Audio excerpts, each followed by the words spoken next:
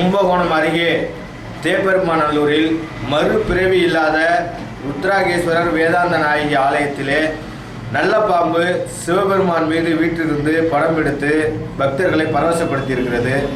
புராணங்களிலும் வேதங்களிலும் நாங்கள் முன்பு படித்து தெரிந்திருக்கிறோம். நாகர்கள் எல்லாம் சிவபெருமானை வழிபட்டதாக சொல்கிறார்கள்.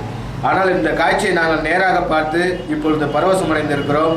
உண்மையிலேயே சிவபக்தர் உள்ளவர்கள் இதை மெய் செலுத்தி போயிருக்கிறார்கள். குழந்தைகள் இப்போ காணப்படுவது ஒரு மிகப்பெரிய ஒரு அதிசயம் என்று நாங்கள் கருதுகிறோம்.